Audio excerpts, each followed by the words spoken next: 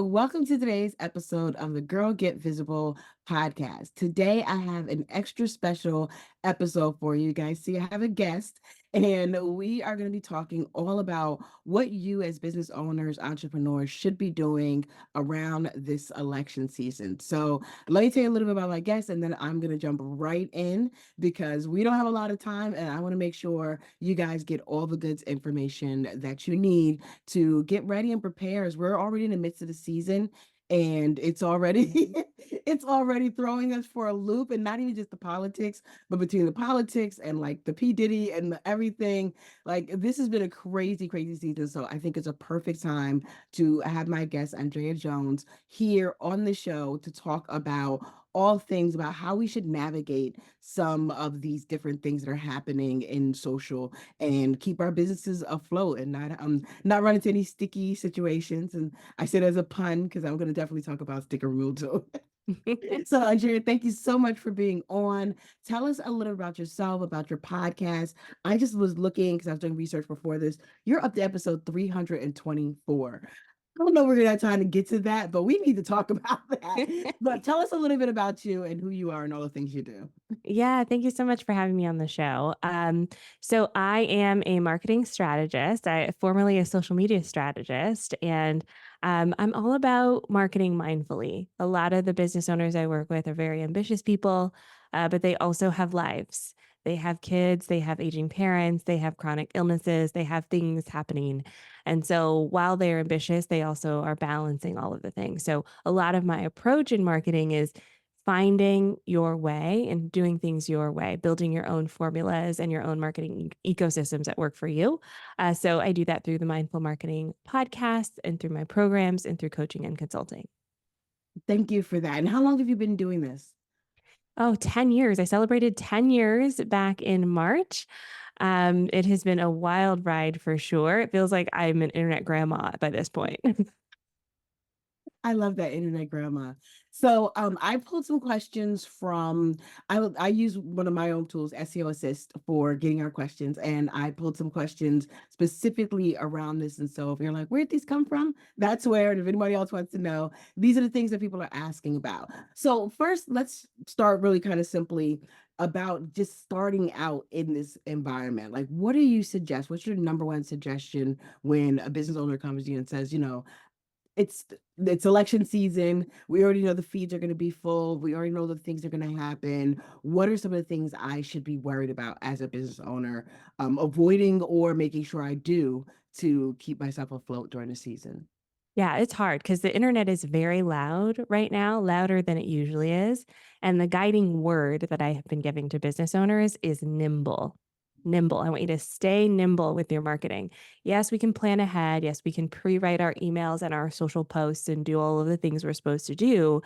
However, when the world flips upside down, we got to be ready to flip too, right? And so that's part of it is being nimble. And a big part of being nimble is listening. And so I know there are a lot of tools that can help you, pre-schedule content and, you can schedule it out. But when you are a business owner, you are a leader, and being a leader means being in your community. And so whatever your community is, wherever your people are, you need to listen to the things that they're saying. What's important to them? What topics are they talking about? What are the things that they're discovering, and what are they going through, and what are they navigating?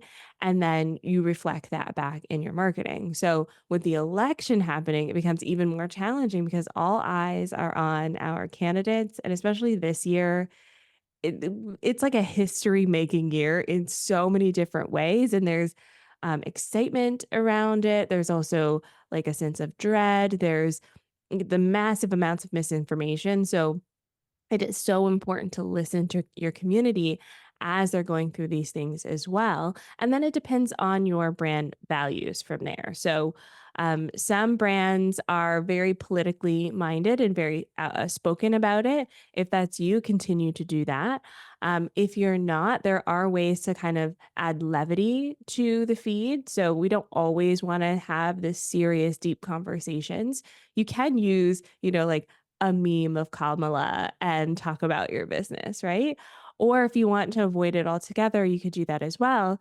But the key is you have to know your business values first to make that decision. And then social media and marketing at that point is just a reflection of your values. I love that, and even that permission to use a meme. Use the meme, guys. Use That the is meme. super important. So we talked about kind of what they should do. Can we talk a little bit about the potential risk and challenges and what they shouldn't do? Yeah, I think misinformation is the biggest piece right now, especially with the rise of AI. I actually am surprised that there's not like more AI, Kamala's AI Trumps out there spreading fake news and misinformation, right? So I think the big thing is like if you're going to share something, make sure that you fact check yourself and don't just fall into the hype of the conversations that are happening online. Even if you think that, you know, you may be in the right or you may be doing the right thing, like take a step, take a breath and fact check it. Have a friend read over a post or an email before you send it. I think that could be helpful. And post from a place of groundedness and not a place of like anger or distrust or personal feedback. So I'll give an example of this. Did you hear about the sticker mule Yes. controversy? Yes. Okay. The Unfortunately. sticker so for those listening, the sticker mule CEO, president, and founder sent out an email that felt like it should have been sent to a personal friend about his values on how people should vote for Trump. And the email was like highly contentious for no reason for a sticker company. And so to me, like there's nothing wrong with having personal values. That's you.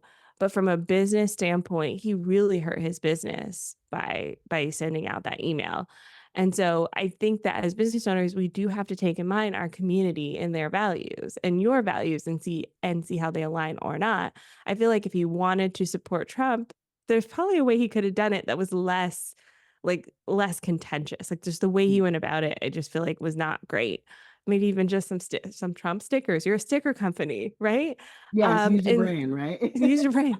So I feel like if he had a friend, just like read this over before I said that. I feel like he could have avoided that whole situation. And so I think that's the thing as business owners is like we have our own personal values. We're very impassioned about the work that we do, and we're also running a business. And so finding the balance between those two things is going to be key.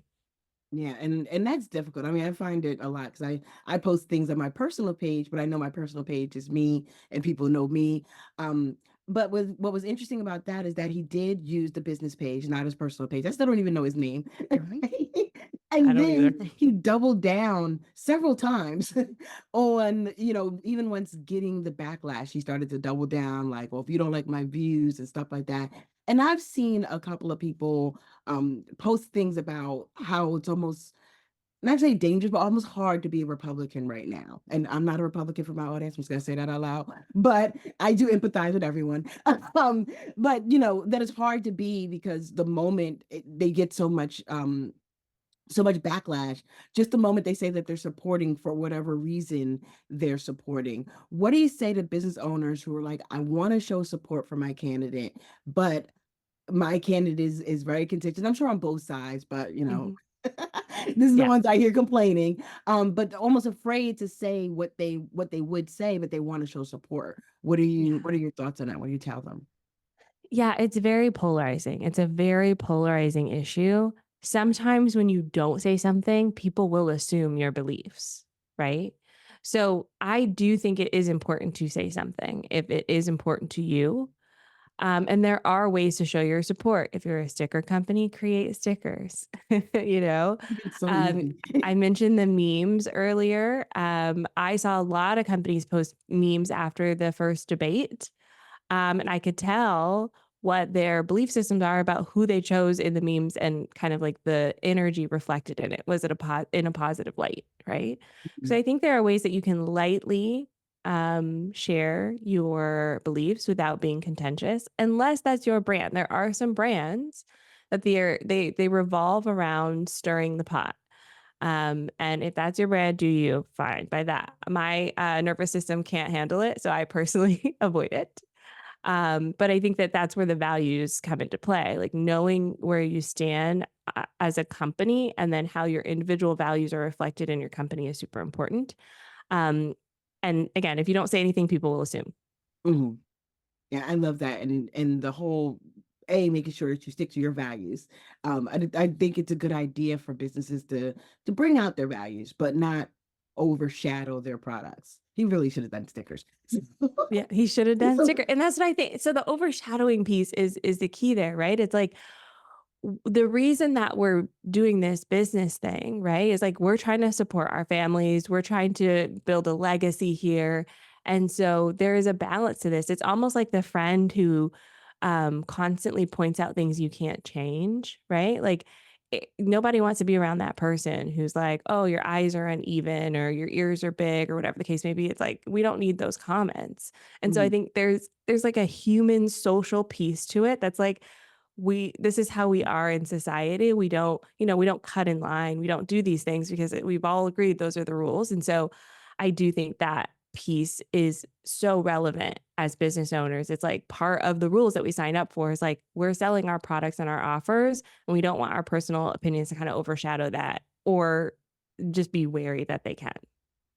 all right, thank you. So going back to one of the other things you said about scheduling or not scheduling, that happens a lot. A lot of us schedule out our post, or we have certain things that run. Like I have those things that do like the posting. So I give it a whole bunch of content and just sends them out. What do you suggest when there is something going on, and not just the election season, but trying to think like 9/11, like those kind of tragedies, or the day somebody gets arraigned, like what do you suggest for people who are trying to automate, or trying to make everything manageable for ourselves, but what do we do if something does slip out, something Yeah. does go awry? Yeah, and that can be very tough. I think the pandemic showed us that the most in recent history, where it was supposed to be 2 weeks to crush the curve, but we couldn't just post regular content during that time because collectively we were feeling something entirely different, and anything that felt out of touch was ignored. And it feels like those moments where you're just waiting for that YouTube ad to hit 5 seconds so you can press skip, right? We don't want our posts to feel like that. So if you can pause it, if you use a tool, I think Smarter Queue is one of them where you can pause the feed. You don't like you have the looping content, just pause it. If something does go out, you can delete it that day, or you could just leave it. The way the algorithms are, that post is probably just not going to get a lot of engagement anyways, because people are actively looking for the hot topic content. And then from there, it just depends on your brand. So, for example, I worked with a therapist company, and so they release content that's like, "Hey, this is what's happening in the world, and here's how you can deal with it." Right? And so they acknowledge the things that are happening in the world. If you're like, I'm a marketer, so I often talk about it from a marketing lens. Hey, you may want to pause your posts today. So, depending on your company, think about your community, what they're going through, and then how you can join that conversation in a helpful way and contribute to it and help them out as they're navigating through whatever they're going through. And again, you can go either way. You can be serious or you can add levity to it as well. I think Yeah. there is space for that too. But the collective conversation, I think joining that conversation can be very powerful strategy. I absolutely love that, and I have to tell you a quick story, and not necessarily around politics or anything controversial, or at least it should not have been. Last week, I had my first kind of somewhat viral on Threads, and I say Okay. somewhat viral because it's like 10,000, so I know people get bigger, but for me, it was a lot. But the funny thing was, it was about oat milk. It was about Mm. my morning rant about paying $1.20 extra at Dunkin' Donuts for oat milk. And so I made this, like, being healthier, or I just don't drink milk, so not necessarily a health thing. But I just made a point, like, we pay so much extra, and I had to pay $1.20 for oat milk. And I just kind of was ranting, nothing around business or anything else other than I stopped at Dunkin' Donuts, and it just blew up. And it was not a nice blow up. Like, people talk about viral and you assume it's everybody loves it. Mhm. People were dragging me throughout Threads For oat milk? because on oat milk, like, it was way too controversial for oat milk. Really, it was. But people were like, "Oh, it's not that healthy," and I'm like, "Yeah, but if you're lactose intolerant, it's healthy for you." you know, and then we were like, oh, well, you expect the companies to pick up the fee and oat milk costs more. I mean, people called me all kinds of names. One person even said, which I was like, well, I guess my bio said it right. Because they were like, if you really created the software that you created, then you shouldn't be this dumb. I was like, oh, well, at least you're not creating software. It was What? bad. It was really, really bad. I'm glad it died down. Um, but I wanted to bring that up because I'm sure that might happen to someone. And if that does happen to someone, I'll tell you guys later how I kind of navigated, I guess. But I'd love to hear your thoughts on what your suggestions would have been to navigate it. Yeah, the people of the internet are that's wild.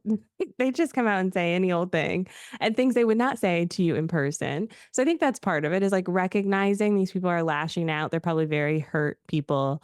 And this is their way of expressing themselves. It can be very challenging for me. Again, my nervous system, I'm a delicate one. So I personally shut it down. I don't look at the comments. I take a break. I go read a book. I go watch TV. Um, and then I'll come back to it with a fresh perspective, a fresh mind. I may also put out the bat signal and call in some help. I have some friends who can help in the comments. I have my assistant who can help actually look through the comments for the helpful ones. And one person I talked with recently said she went same thing. She went viral on Threads. And she ended up just deleting the post. She's like, I don't need this in my life. And then people couldn't leave comments anymore because the post didn't exist. So that's also an option. It's your page. You could do what you want. But it is challenging. This is one of the hardest parts about being on the internet is that everyone is now public figure status. And when you're public figure status, people, the general public, feel like they can comment on anything and everything. I had someone on YouTube recently say that they hated my voice and that I should go unalive myself because of it. And I was like, okay, Oh, well, thank you. You could have just kept scrolling, but all right. A, I And love that your voice, but B, that's tragic. Like that is person has a problem. why. Yeah. So, you have a few options of how you can navigate the situation, but I'm curious about what you actually did. So I'm a little combative. I'm just gonna say that. Mhm. I have a problem with fighting in the comments. Right? I do. So initially I was kind of defending myself, and it was more even keeled at first too. It was like more like some people for it, some people against it, and then it just went. I think somebody shared it who was against it, and all of his against it friends came like towering down. So initially, and it was a busy day with I had other things going on. So I did have some blocks of just not paying attention to it forcefully because I was doing other things. But then I was like kind of explaining, saying, oh, like I said, I'm lactose intolerant, so I can't drink. So for me, it is a healthier option. Like I kind of tried a little bit. And one guy, I was like, he's like, if you know anything about business, I was like, this wasn't even a business post. This is me mad at society about $1.20 oat milk. Like this wasn't even not everything, which I think is hard for me overall. Like not everything is hardcore business. And I don't want everything to be hardcore business. So sometimes I talk about randomness.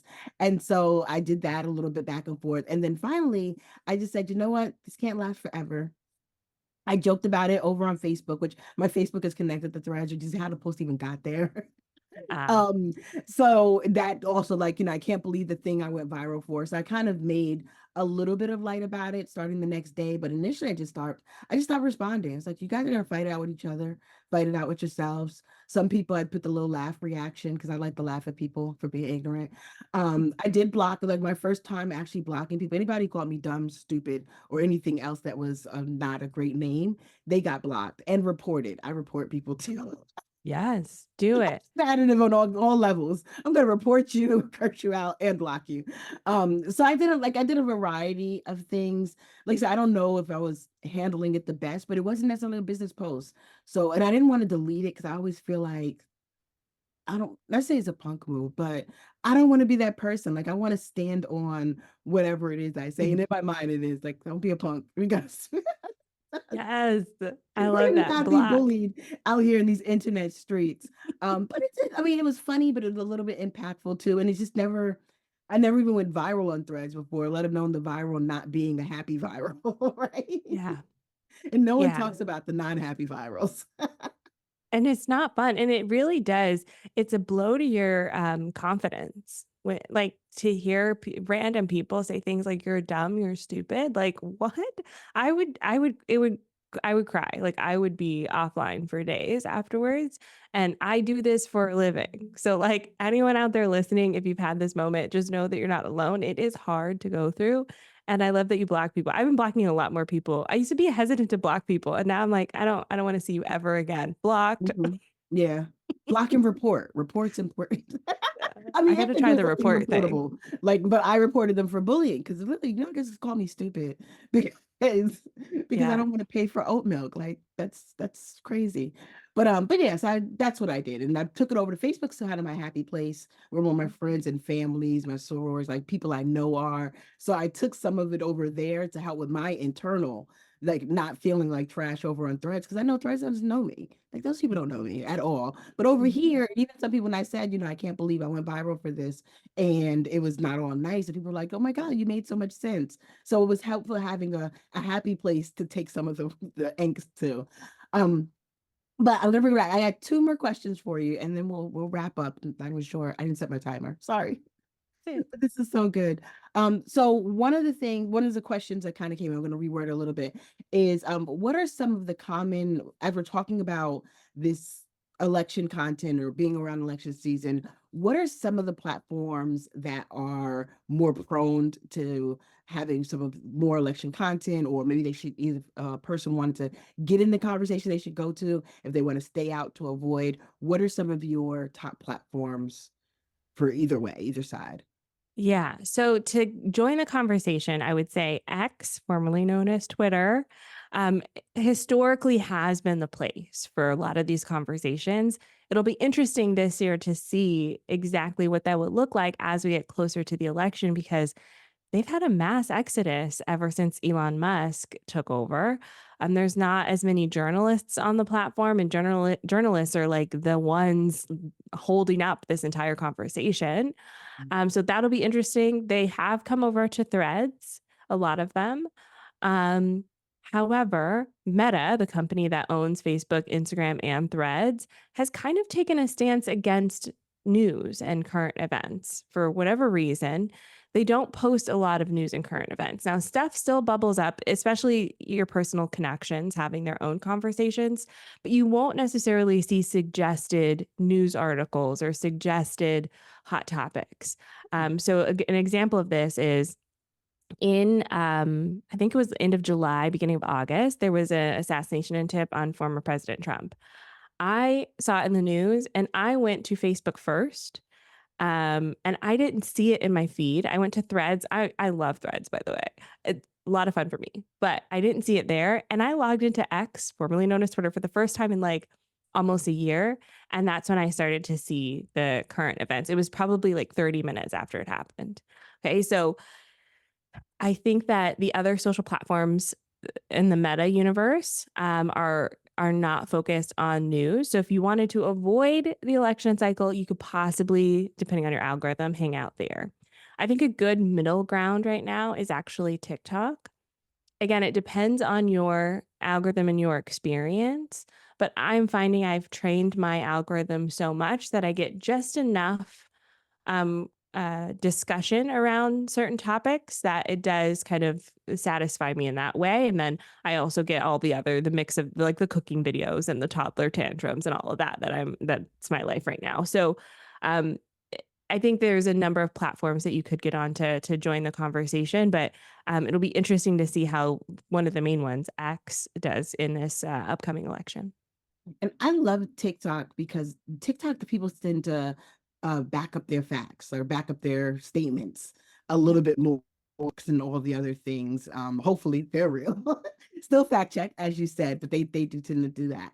So before we wrap up, I usually do a lightning round, but I'm not going to do a lightning round today because I really want to focus on this topic. But you mentioned a couple of resources you have, and more importantly, or most importantly for me, was the unwind specifically for the election season. Can you tell us a little bit about it and what made you come up with something like that for your Yes. audience?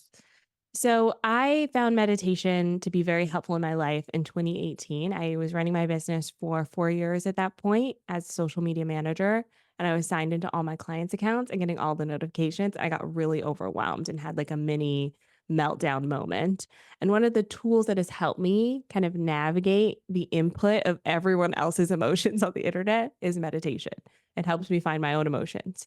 And so when 2020 happened, I started creating meditations to help other people as well, specifically around social media. And then the election happened, and I created that social media unwind around that. So if you go to socialmediaunwind.com or any podcast app, search social media unwind, there's no opt in required. There are about 12 meditations. One of them is around the election and how to navigate social media around the election. I think it's a very powerful tool to decide how you want to use it and not let social media drag you and the algorithm bully you. I absolutely love that and love that you created that. Also, you mentioned you have a social media challenge coming up. Yes. Talk about that. Yes. So you can go to my website and look for the social media reset challenge. It's right on the homepage on landrea.com. And I created this challenge because there are a lot of negative feelings around social media. And as business owners, a lot of us show up here daily actively. And it can feel very heavy sometimes, especially during the election. You can feel very uncertain sometimes, especially when you see like your competitors or everyone else sharing their highlight reels. So, this free challenge is designed to guide you through that decision making process of how do I want to show up on social media? How do I want to use my time here? What's the most valuable way for me to use my time? And then how can I actually enjoy it? Right? How can I hang out here and find peace and happiness? Like you mentioned earlier, Facebook's your happy place. I want people to know that for sure. So this challenge will help you discover that. I love that. And hopefully, my audience, you guys definitely need to jump in. I feel like I need to jump in. I need some Yeah. resets in my life. I'm definitely going to do the meditations because I do love meditation, having some specifically around social media because it is overwhelming and we do spend way too much time here sometimes, but it's part of what we do, right? It's like life balance, not really, I guess.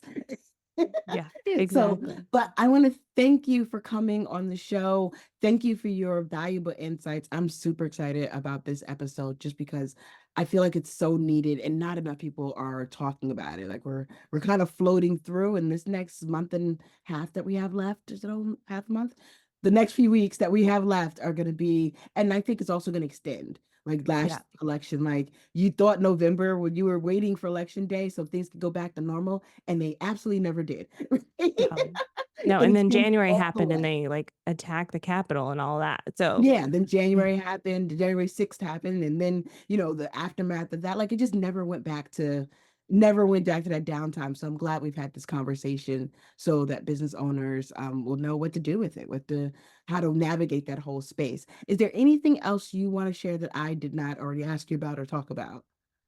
I think the key is making sure you find your people in all of this. A lot of the things we touched on talk about how mean the internet could be or how unsettling it could be, but I think there's also the opposite effect. It can be very powerful, it can be very unifying once you find your people. So, I know there's a lot of negativity, but when you find your people, find them and stick with them.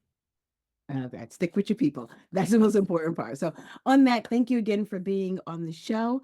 And we will see you guys who are listening in the next episode.